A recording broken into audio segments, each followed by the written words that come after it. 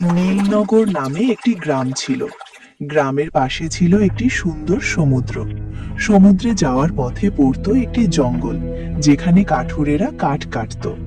আর গ্রামের জেলেরা প্রতিদিন মাছ ধরতে সমুদ্রে যেত।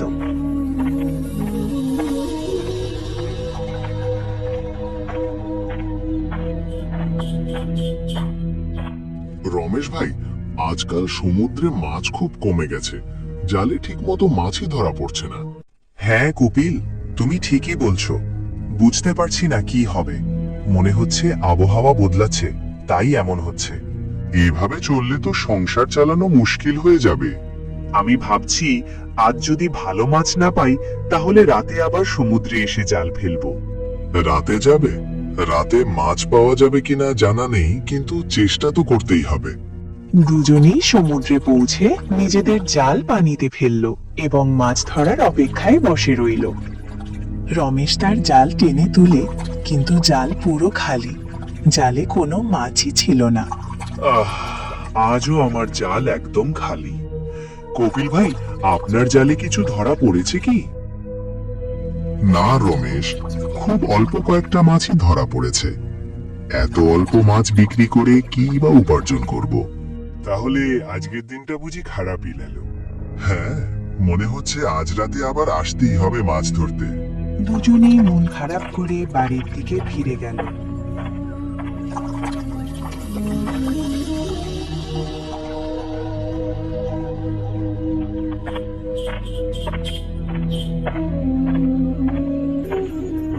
রাতে কপিল একা জাল নিয়ে আবার সমুদ্রে এলো।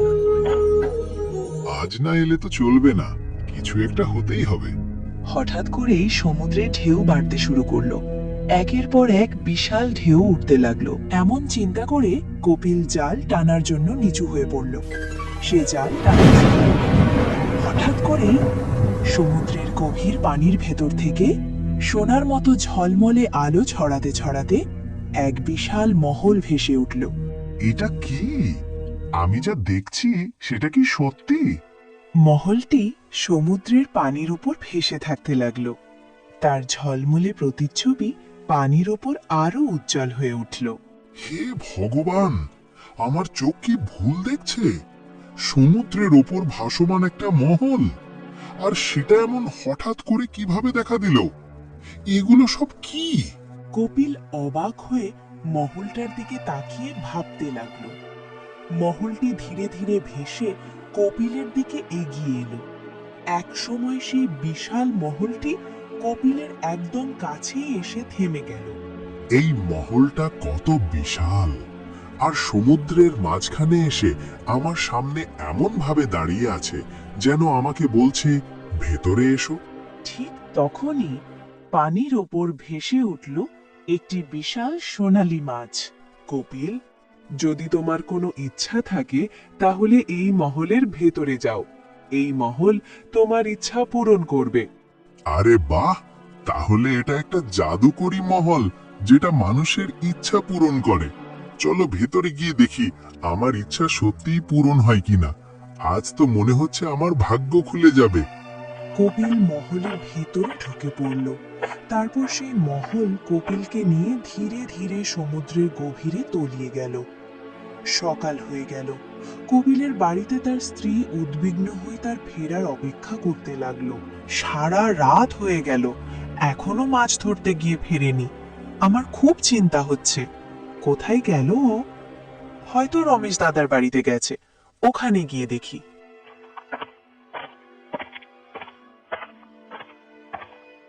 তারা রমেশের বাড়ির দিকে রওনা দিল।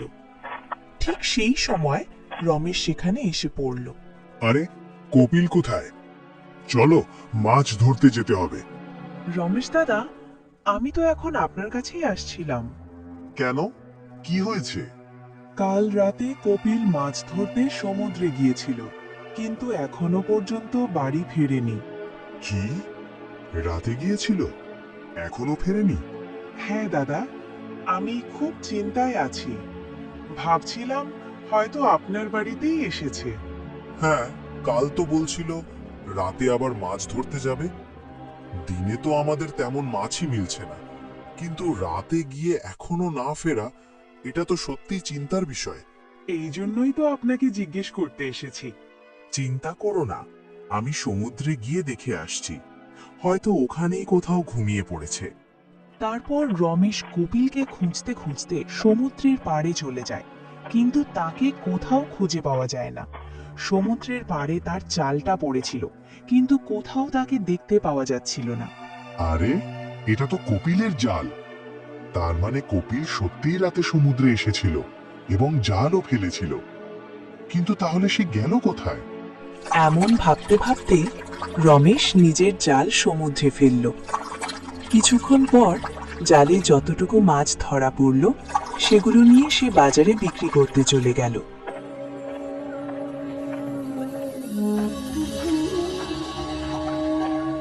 রমেশ দাদা, আপনি ফিরে এসেছেন, কিন্তু আপনার বন্ধু কপিল কোথায়? আমি কপিলকে অনেক খুঁজেছি, কিন্তু সমুদ্রে কোথাও তাকে পাইনি। আমি শুধু তার জালটাই পানির ওপর ভেসে থাকতে দেখেছি। শুধু জাল? তাহলে সে কোথায় গেল? সেটাই তো বুঝতে পারছি না। এভাবে কয়েকদিন কেটে গেল, কিন্তু কপিল আর ফিরে এলো না। এমনই একদিন গ্রামের আরেক জেলে রাতে সমুদ্রে গেল। সেও সেই জাদুকরি মহল দেখতে পেল। মহলটা দেখে সে ভেতরে ঢুকে পড়ল, আর সঙ্গে সঙ্গেই মহলটি পানির গভীরে তলিয়ে গেল। দিন যেতে থাকলো। একটার পর একটা গ্রামের জেলেরা আর জঙ্গলে কাঠ কাটতে যাওয়া কাঠুরেরাও নিখোঁজ হতে লাগলো। পুরো গ্রামে আতঙ্ক ছড়িয়ে পড়ল। এমনই একদিন গোপাল নামে গ্রামের এক যুবক রোজকার মতো কাঠ কাটতে জঙ্গলে যেতে প্রস্তুত হচ্ছিল। বাচ্চা, তুমি তো যাচ্ছ, কিন্তু আমার খুব দুশ্চিন্তা হচ্ছে। মা, কিসের দুশ্চিন্তা? আজকাল গ্রামে কি হচ্ছে জানো না? প্রথমে কপিল, তারপর গ্রামের অনেক জেলে নিখোঁজ হয়ে গেছে। এমনকি তোমার মতো কাঠ কাটতে যাওয়া কয়েকজন কাঠুরেও আর ফিরে আসেনি। হ্যাঁ মা, আমি সব জানি, কিন্তু ভয়ের কারণে তো আর ঘরে বসে থাকতে পারি না। পেট চালাতে হলে কাঠ কাটতেই হবে। তুমি চিন্তা করো না। গোপাল কুড়াল নিয়ে জঙ্গলের দিকে চলে গেল।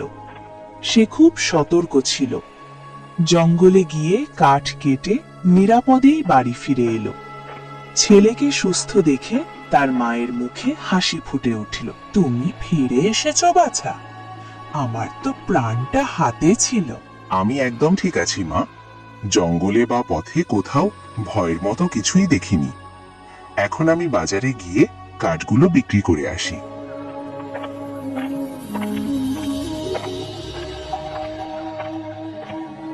গোপাল কাঠ বিক্রি করতে বাজারে গেল।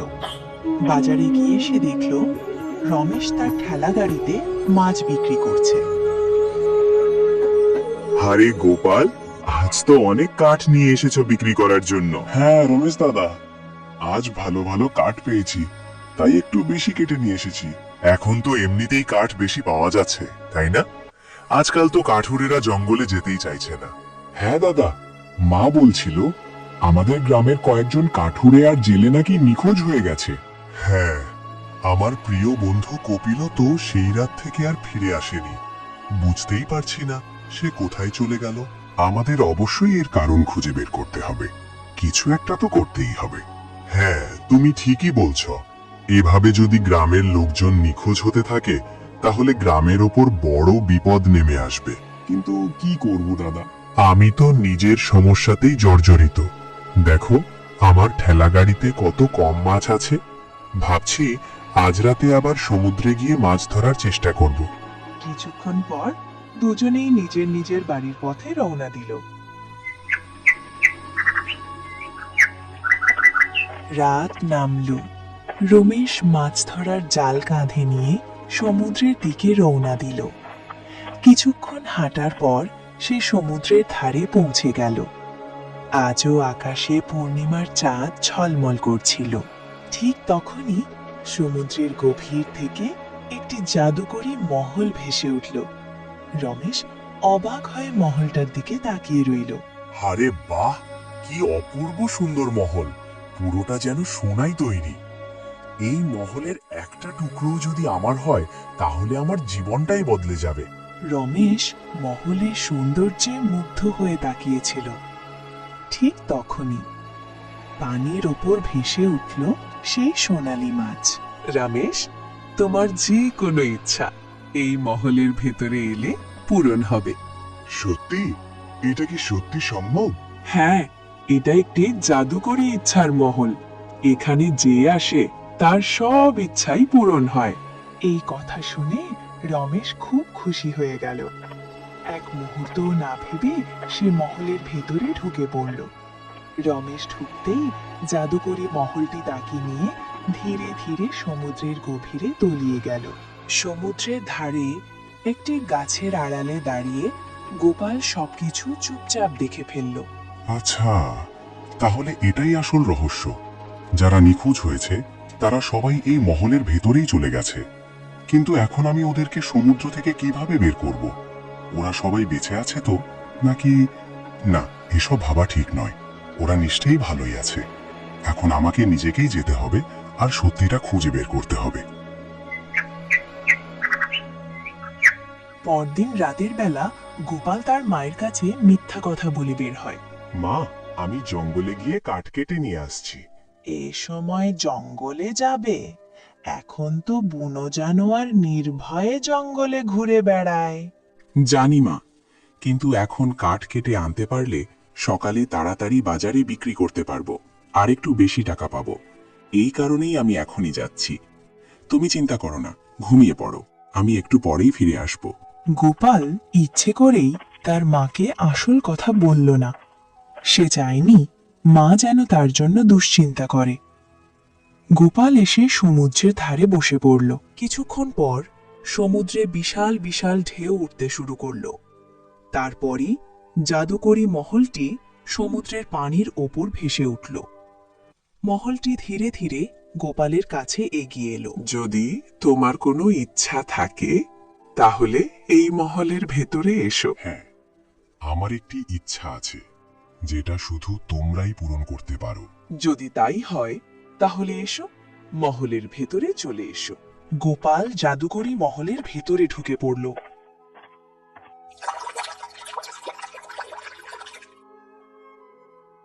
ভেতরে ঢুকেই সে মহলের দেয়ালে কিছু অস্পষ্ট ছায়া দেখতে পেল। ছায়াগুলোর দিকে তাকিয়ে সে ধীরে ধীরে সামনে এগোতে লাগলো। হঠাৎ তার চোখ পড়ল একটি সিংহাসনের উপর বসে থাকা একটি সোনার মূর্তির দিকে। গোপালকে দেখতেই মূর্তিটি হঠাৎ কথা বলতে শুরু করলো। বলো, তোমার ইচ্ছা কি? আমার কোনো ব্যক্তিগত ইচ্ছা নেই। আমি শুধু এই মহলের সত্যটা জানতে চাই। আমি জানতে চাই আমার গ্রামের লোকজন এই জাদুকরী মহলে কোথায় হারিয়ে গেছে, আর কেন এই মহল আমাদের গ্রামের মানুষদের গায়েব করছে। গোপালের কথা শুনে মূর্তিটির চোখ দিয়ে অশ্রু ঝরতে লাগলো। তুমি কি নিজের জন্য কিছুই চাও না? না, আমি এখানে নিজের জন্য কিছু চাইতে আসিনি। আমি শুধু চাই আমার গ্রামের সবাই নিরাপদে বাড়ি ফিরে যাক। এই কথা শুনে মূর্তিটির চোখ থেকে আরো অশ্রু গড়িয়ে পড়ল। তুমিই সেই মানুষ যার জন্য আমি বহুদিন ধরে অপেক্ষা করছিলাম। যে ছায়াগুলো তুমি দেখছো ওরাই সেই মানুষ যারা এই মহলে এসেছিল আর নিজেদের স্বার্থপর ইচ্ছা এই মহলের মাধ্যমে পূরণ করতে চেয়েছিল। তার মানে আমার গ্রামের সবাই ছায়ায় পরিণত হয়ে গেছে? হ্যাঁ, এই ইচ্ছার মহলটি একজন জাদুকর তৈরি করেছিল।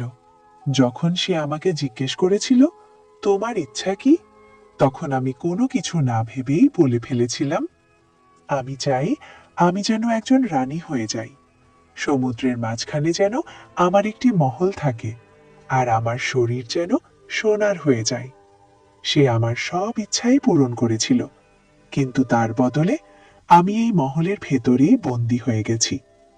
এই মহলে যেই নিজের স্বার্থের জন্য কিছু চাইতে আসে সে এখানেই বন্দী হয়ে যায়। কিন্তু এখন তাহলে আমাদের সবাইকে এই মহল থেকে মুক্ত করা যাবে কিভাবে? এর কোনো উপায় নিশ্চয়ই আছে। হ্যাঁ, আর সেই উপায় তুমি। আমি কিভাবে?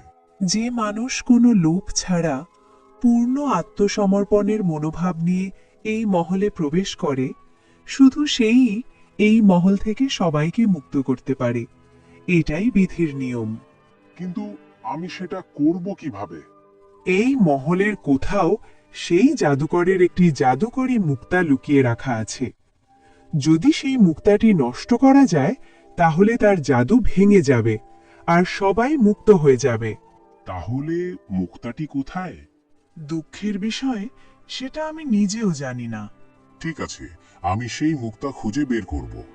গোপাল পুরো মহল জুড়ে জাদুকরী মুক্তাটি খুঁজতে শুরু করলো, কিন্তু যত খোঁজই করুক কোথাও কোনো মুক্তার দেখা পেল না। গোপাল বিভ্রান্ত হয়ে পড়ল। মুক্তাটা কোথায়? আমি এখন কি করব? তোমাকে যা করার তাড়াতাড়ি করতে হবে। একবার যদি এই মহল আবার সমুদ্রের নিচে চলে যায়, তাহলে তুমিও এখানেই আটকে পড়বে। তারপর আমাদের আবার অন্য কারোর আসার অপেক্ষা করতে হবে। এই কথা শুনে গোপাল চারদিকের দেয়ালগুলো ভালো করে দেখল। দেয়ালের ওপর ভেসে থাকা ছায়াগুলোর দিকে তাকালো। তারপর সে আকাশের দিকে তাকিয়ে দুই হাত জোর করল। হে ভগবান, আমাকে সাহায্য করো। আমি এখানে এসেছি আমার ভাইদের খুঁজে বের করতে। আমাকে শক্তি দাও প্রভু। প্রার্থনা করতে করতে গোপাল ওপরের দিকে তাকালো। ঠিক তখনই সে দেখতে পেল মহলের ছাদ থেকে ঝুলে থাকা একটি ঝাড়বাতি, আর সেই ঝাড়বাতির একেবারে মাঝখানে একটি মুক্তা ঝলমল করছে। এটাই সেই জাদুকরী মুক্তা। এখন আর বেশি সময় নেই। একবার যদি মুক্তাটা আমার হাতে আসে। গোপাল